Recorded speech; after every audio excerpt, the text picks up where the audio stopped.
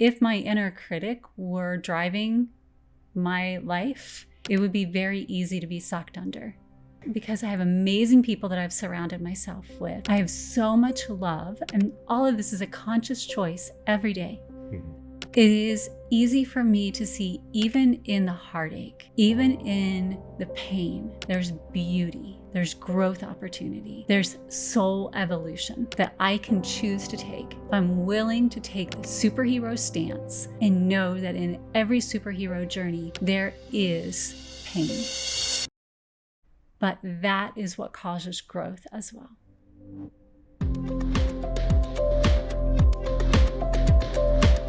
Hi, and welcome to the Heart Leader Podcast, where our heart and our mind align. I am your host, Amber, and I'm here with Austin as we continue this epic superhero journey of empowering your inner champion as it goes after that inner critic, silencing it with these superpowers that we are giving you over the next few weeks.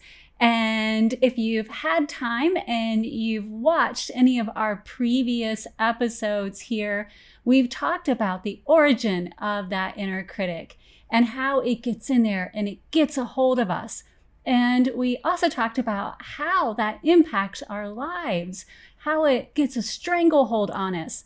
And the reason that we talk about it like this superhero saga is because it really has a way of taking away our inner power and making us feel trapped, even in our own inner sanctum, where we just feel so distant from who we truly authentically are.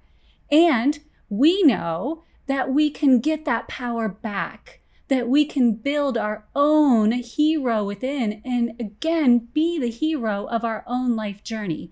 We just need the superpowers, those resources to get that strength back. And so that's our focus. As we're writing this book, Silence Your Inner Critic, it is all focused on being able to empower you with those tools to get that inner champion back and to silence your inner critic. So I would encourage you to take some time right now. And if this is a journey you're on, to click that subscribe button wherever you're listening to us so you have the opportunity to never miss an episode and to gain every superpower you can in this inner battle that is waging within each and every one of us. So with that, we want to take a moment now to continue to build out the kit that we've been building. We started last week with it's really kind of like a self-care kit. Starter kit. A starter kit, yeah. Yes. To get us kicked off and moving. And with all starter kits, it's like those basic skills that we take with us and we use pretty much all of the time.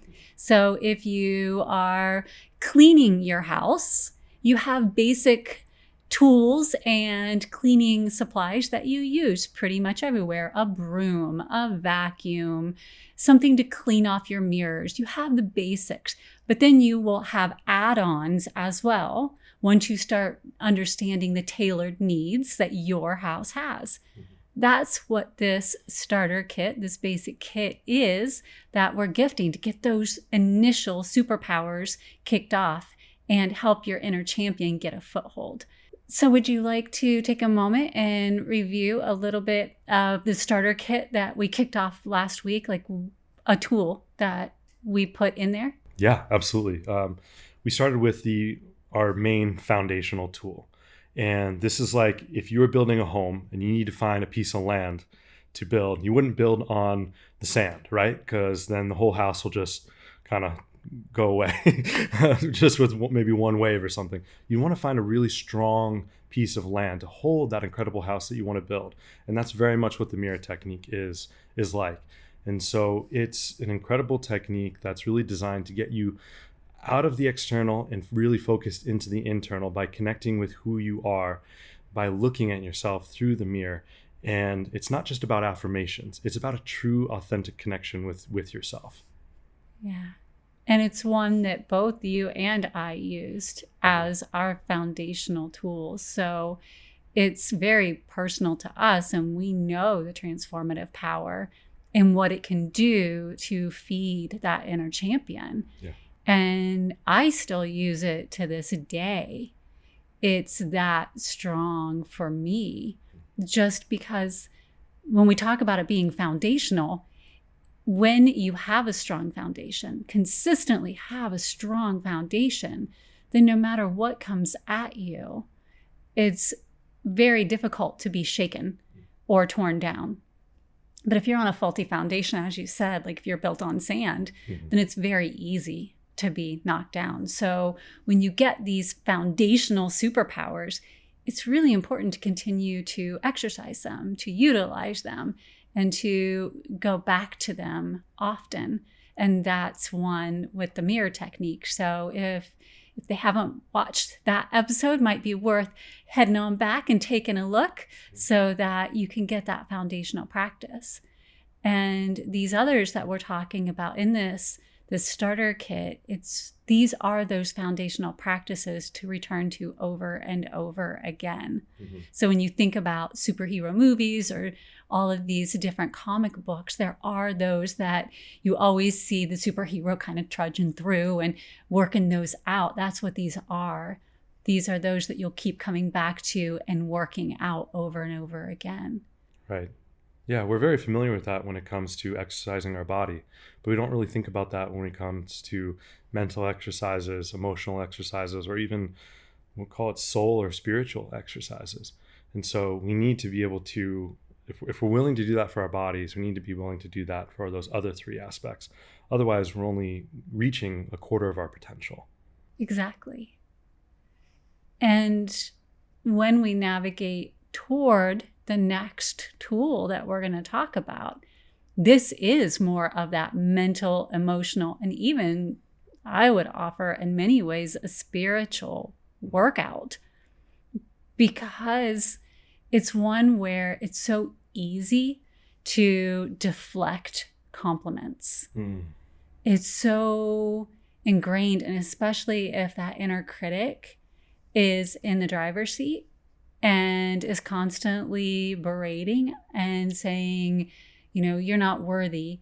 If you are in a personal or a professional situation where you've worked really hard to achieve something and someone pays you a compliment on that, what's the first tendency, the first knee-jerk tendency that you have?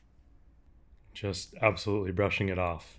Like, I was lucky, or, it wasn't me, or I had a ton of help, or, and some of these things could be very true. Like if we worked really hard on something in a business, for example, it's not very often that we do it alone. Right. And so it's usually a genuine, nice thing when people say, it wasn't just me, or, and these are beautiful things. However, when we're cutting ourselves out, I think that's what you're focusing on. Exactly. Because we then take all of the effort that we put forward and basically squash it. And an individual, whomever is paying you that compliment, wouldn't be paying you the compliment if they didn't sincerely mean it. They desire you to feel what they're feeling about your accomplishment right then. And so there are two things that happen when you brush it off. One, you're keeping yourself from receiving that genuine care from someone. And two, you're making that individual feel unseen. Yeah. And so how that inner critic then just won on two fronts. And it's in there going, yes, I won this round. So the superpower that you have within you is to pause for a moment and resist that urge to dismiss the compliment, to say, oh, it was nothing, or, oh, it was a team effort. And let me tell you, this is one that I battle with. And we had one of our team members kind of call us both out on this one, because our typical comeback is, oh, of course. When someone says thank you, it's like, oh, of course. Like, of course we would do that. Yeah. But what is the practice and the superpower is to simply say thank you. To receive the compliment and the kind words with gratitude for their recognition.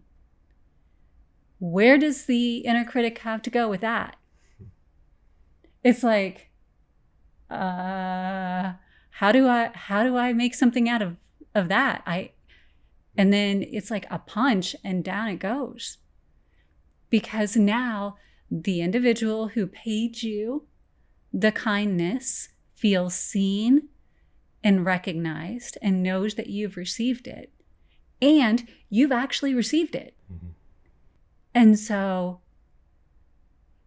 here you are, open and willing to receive kindness. Now, afterward, if it was a team effort, after you say thank you, then you could continue and say, I would also like to acknowledge the efforts of my team. So it isn't an either or, it's a both. Exactly. I love that. That's so important because, it's one of our big fears when it comes to receiving is being conceited or being egotistical. And I know we touched on that a little bit. Yeah. And the inner critic feeds on lack and fear. And so when we say thank you is gratitude. And gratitude is that key to unlocking abundance, right? And the inner critic, it can't feed on abundance because it's pretty much the opposite of that. And you don't have to be conceited or egotistical to be in abundance. Part of abundance is receiving. How else do you get abundance? It's part of the thank you. It's the receiving of it. Yeah. Now, the beauty of abundance is you can also gift it. And so it becomes this beautiful, beautiful cycle. But it can't be a cycle if it's only one-sided. All relationships are two-sided. And that's something that we tend to forget because, it's easy to get caught in our own, one way or one thing. And we don't want to go too far the other too. It's hard to find balance. And when there's so many different things in this world going on. And so that's why I feel like this practice of simply just saying thank you, it's like so beautiful in its simplicity. And it seems so easy. Yeah. Again, I'll go back to of course. Yeah. Because here it's a practice, it's a fundamental practice that I've utilized throughout my journey. And then I fall into a tendency, like you'll say something kind to me, thank you very much for helping me do this. Mm-hmm. And instead of saying you're welcome, even. And so that's an extension of this practice. When someone says, thank you for your contribution, simply saying, you're welcome, instead of course. Well, then that doesn't acknowledge the fact that I receive your gratitude. It is, again, a dismissal of what you're saying to me. Instead, I could take it to the next level and say, you're welcome. And if I desire to do something more, say, I'm happy to help. Yeah. Right? But instead, I'm giving power to what's inside of me of, well, if I don't help, then I'm less than.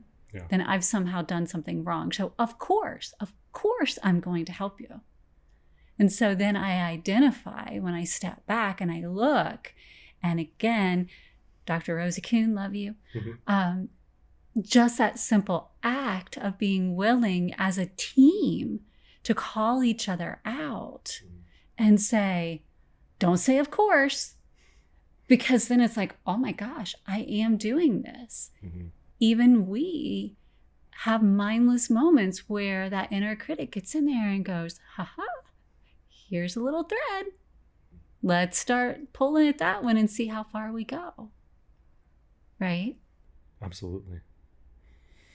Yeah, it's amazing. I think another aspect that we don't, and when we actually take that step back and start to really look at, why do we have trouble, is because we've kind of been trained through society, and that in order to show love, we need to give, not receive. Yes. And I think one of the things that we miss is that when we don't say thank you, we're taking away someone else's opportunity to give. And that's a huge aspect, because maybe in that moment, that's what someone else desires, is they want to show you love. And what's the way to do that? Is the way that you might like to do that, which is to give, right? And so that's why it's so important to being willing to receive when people are taking the time. There's a lot of things that person could say to you that aren't awesome. Yes. And so that person is, and I think we all hear stuff all the time. There's a lot of people out in the world saying not nice stuff. And so if someone is taking the time and willing to just say something nice to you, then maybe stop and take a moment and say, yeah, thank you. Because Yes. there's so many options they could have chosen in that, other than that. So we need to honor those who are willing to take a moment out of their day to give you love and say, thank you. Yes. And the strength that comes from that, from sincerely looking someone in the eye as they're paying you that compliment. It goes back to the mirror technique, right? The genuine connection in the eyes and the receiving of that true, sincere kindness. And then the true connection when you say thank you. And they can feel that your inner champion just received that power from them. It's a wonderful way to build bridges between us. Right. And so the authenticity in that superpower is amazing. Yeah. Yeah, it's in a way, we kind of touched on this a little bit previously as well. It's like a way of saying the love in me sees the love in you, just by kind of closing that loop. And by saying thank you, I love that. It's letting the other person know that they're being seen and heard, because that's what they're doing to you. And so that's important, because when you take, and we all feel that, like when we take the time to say, to thank someone for helping, and then they kind of like brush it off, or they don't care. It's like, it kind of feels like a hit, you're just like, well, if you're not going to receive it, or you're not grateful that I did it, then why would I keep doing it? And I think that's another side of it that we tend to forget as well. And I don't think it's, most of the time I would offer, it's not conscious. I don't think people are, they're in what we've been talking about. It's like, they just don't, they want to be giving in that moment and not receiving, because that's kind of what we're so societally programmed. Yeah. But it can come off very, very differently than what we intend. And when that person is taking that time to give that love and share that love, then yeah, us being able to honor it is a really special and beautiful thing, and something that we can all practice doing more of. I mean, why wouldn't we want more of that in our lives? Yeah. Which takes us really to the next superpower, Yeah. which is remembering that common connection in social settings, right? The inner critic would have us believing that when we get into a social setting, especially if we're at a party or an event, we'll start to believe or feel like, well, I can't go talk to that person. They're already talking to someone else, and I'll just interrupt them. Or that person is larger than life compared to me. I'm not worthy of talking to them. And then others who have that same inner critic or inner dialogue going on will start to share that externally about themselves and you, because they'll have put someone up on a pedestal, and then you'll start buying into the inner dialogue and the inner critic. Their inner critic will feed your inner critic, and then you'll start feeding each other's inner critic. And next thing you know, you're petrified to approach someone, to talk to people, to engage. And the nerves are just set in to the point where sometimes you just don't even go to these events, especially since the pandemic. Yeah. And those things were happening fewer and further between. And now they're starting to happen again. And everyone's like, how do I re-engage? How do I get back into this? Because the inner critic had a whole lot of time to just sit and feed. And now we're getting back into this flow. So how do we re-engage and not just give this whole runway to that dialogue going on its own just little rant, and start to reconnect with people, with one another, and not allow this, oh, one is above another and I can't even talk to that person. Yeah. One of the ways is just recognizing that most of the fears that one of us is feeling, a lot of us are feeling. Especially when it comes to social settings, it's hard to be very, very confident. And then even the people who project themselves as very confident, it's a learned skill. It's just hard to be social. It really is. And for anyone who's saying that it's really easy, then hey, congrats to them. Like that, we all have unique skills that are special, but not everyone shares that. Just like not everyone shares, this other skills of other people, right? And so for many, it's a lot of effort, it's a lot of work, and fear plays a huge part of it. But when we can remind ourselves that it's a very good chance that the person you're about to talk to is sharing the same fear you are, it creates that connection point. Like we were saying, it's not a one-way street, it's a two-way connection. And it's like, oh yeah, I can kind of talk to you because maybe it's a projection, but most likely you might be sharing some kind of social fear that I am right now.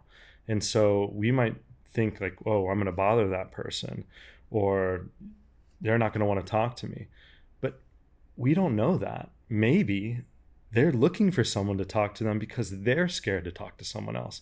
And so you might be that guiding light to be there for them and open that door and be like, oh, and they might be like, you could watch their body language too. I mean, sometimes you've been at parties and you start talking to someone and someone just kind of like all of a sudden like, it's like, oh, I can like breathe, and I can kind of like all that weight of the world of feeling anxious and fearful of like, what do I do? How do I interact? How do I even start a conversation? And then like, because you started it, it's like, oh, okay, good. And then they just actually wanted to talk, but they're just too scared to make that first step. And so it can actually be the most loving thing that you can do in that moment is engage in that and connect with them and seek. And, if it ends up not being a great conversation, okay, fine. It's that's okay. Like you can just say, hey, thanks for your time. It was really great to connect, and maybe we'll catch each other in a little bit, and that's fine. And maybe you don't, and that's okay. But the important thing is that you gave an effort. And no matter whether you end up having a lifelong friend from that conversation or a one-time, exchange, that person most likely will see you as in a positive light. Exactly. And we talked about this a little bit in our very first discussion around the inner critic, which is that first impression, right?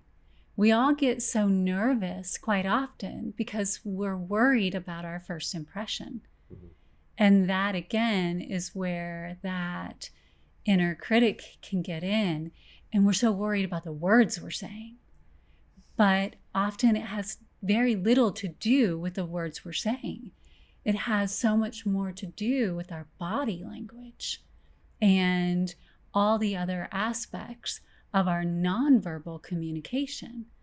And so if we're willing to hone and practice that nonverbal aspect before we engage in that social situation, then we have the opportunity to walk in. And as you said, many have practiced, right? It isn't that they're more conditioned in social situations. They've just practiced a lot to be that confident in a social situation. So your inner champion also has the opportunity to practice, to be confident in those social situations. And that comes from being mindful of your body language when you're at home. Mm-hmm. So that when you get into those social situations, you also have the same awareness. So if you're talking with someone, you approach them, they're equally as nervous as you are, and you notice that they're like pulling back into themselves. It doesn't mean that you force yourself forward, because they've obviously shown you that they're nervous. So you are in direction of your own body language enough to kind of back up a little bit, but not all the way, giving them that sense of safety, but also recognizing that that was you once, that you too used to have that same nervous energy in a social situation. And so you found that commonality, you found that common connection. Now, if that was never you, if you never pulled away, then maybe that's not the common connection, but at least now you can recognize the attribute and you can find another shared commonality between you. But it's all about finding that commonality and knowing your inner critic and their inner critic are going to attempt to find commonality. So how can your inner champion and their inner champion also find that commonality? Because we all have shared human experiences. So right. And even connecting in that, to take it a step further, if you're not sure what to even say or where to start, another fear that a lot of people have, especially in a social situation, has how do they look? Mm-hmm. So, maybe take a moment and see, like, if someone's wearing a nice pair of earrings, or, maybe you can see like they took a lot of time on their hair, or whatever, like, hey, your dress looks beautiful tonight, or wow, like, that tie really makes your eyes pop, or man, I love your watch, or great shoes tonight, or just something to kind of show that connection point. Because who knows, they might have spent 30 minutes just attempting to figure out, okay, well, what shoes should I wear? Or, I really want to put my best foot forward tonight because I'm here with my my loved one who's, this business setting, right? And so they're not even part of the company really, right? And so they don't know a lot of people. So just going up and just saying something, because they want to be best representation of the person they love, but they don't really know anyone, that might just be a great way to just kind of connect and meet someone where they're at. So now you're connecting on two different fronts in putting out two fears like right away, and it's just allowing for that safety net, that for people to feel safe and connected, and just like, okay, yeah, like, again, this doesn't have to be the most amazing best conversation. It's not like you're gonna automatically be best friends right after that. Maybe you will. Hey, cool, that's fun.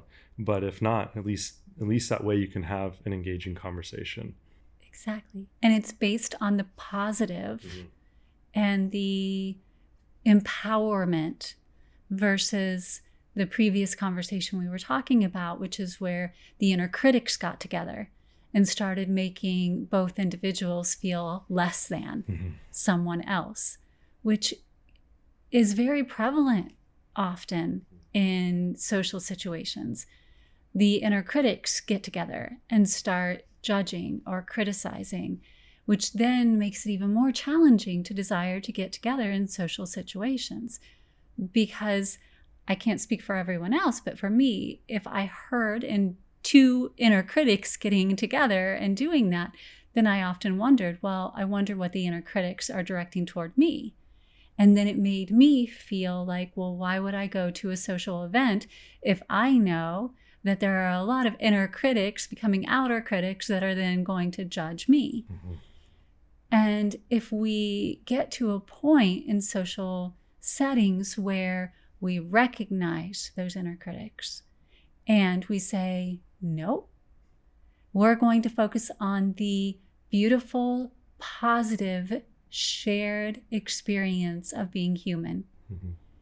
And we're going to uplift one another through these events. And we're going to lock inner champions together now instead. And this is our superpower. This is my superpower, and I see the same superpower in you, just as you were talking about the light and the light, then we begin to have more strength together. And that's really how we start to silence inner critics across all. I love that. And who knows, if you happen to do the mirror technique before one of these social events and you said, into your eyes, you say, I love my eyes, or I love my smile, or I love my hair, or something like that as you're talking to yourself, you might be surprised that what happens when you go to one of these events and someone compliments you on the very thing that you're saying that you love, or very part of you that you love. So just kind of fun to see how it all unwinds, and it makes it exciting. I don't know, it makes it less of because sometimes when you think about all these things, it's like, man, it's a lot of work, it's a lot of effort to it's personal development, right? It really is. It's a lot of it's consistent every single day, putting in the effort.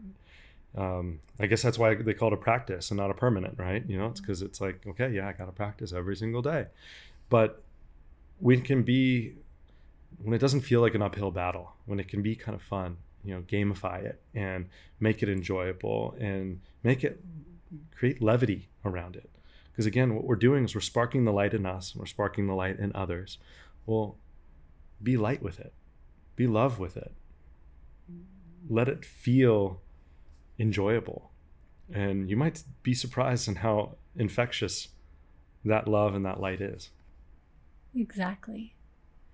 And that's just it. When we talk about it being work, when we talk about personal growth and personal development, that's one that always makes me cringe, because work just sounds so laborious, and it shouldn't be work. Like, yes, I understand. I'm not going to shy away from the fact that it takes effort and it takes focus, but it shouldn't, if it feels like work, you're not going to do it, because you have so many other things that feel like work in your day that generally you're going to be like, I don't need one more thing that feels like work.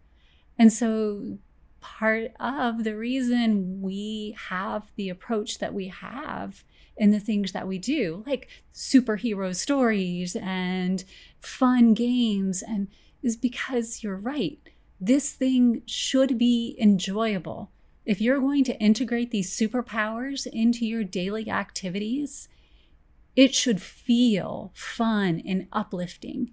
And you should literally feel like a freaking superhero when you are done. Like, you want to do your best superhero stance by the end of the day, because you nailed it. Yeah.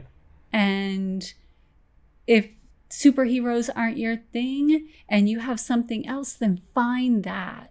Find what makes you feel like you're ready to dance, or you're ready to sing, or whatever it is. But that is how the end of a day should feel for you, because you know that you've focused on that positive and you've seen the beauty in your day, even when things are challenging. Yeah. Because at this stage, right now in my life, there have been a lot of punches thrown by life itself. Regularly, I'm getting something like, this happened, this happened, this happened.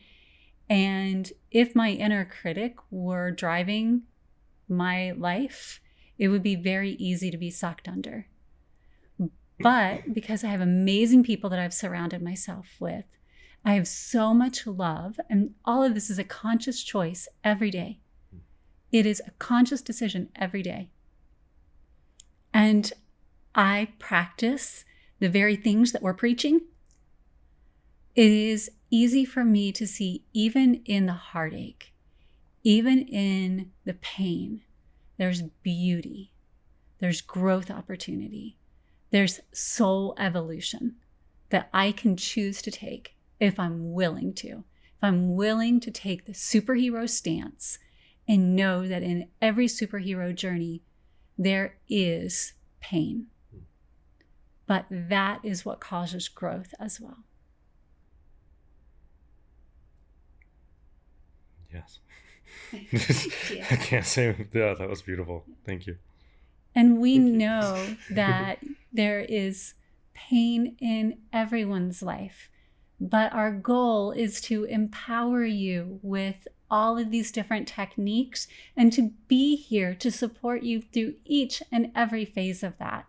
So if you are looking to ignite that spark within you and to take this journey with us, then again, take a moment right now and hit the subscribe button below wherever you're listening to us. That way you don't miss a single episode. And if you have questions for us or you would like to reach out, you can leave a comment wherever you are, or you can send us a message to info, I-N-F-O, @suivera.org, and we'll get it and we'll respond to you. Now, if you would like to get a copy of our book for 20% off, The Silence Your Inner Critic, you can hop on over to silenceyourinnercritic.com and pre-register. And the moment this book is released, you will get a 20% off notice. We're so grateful for you, and we can't wait to see you in the next episode.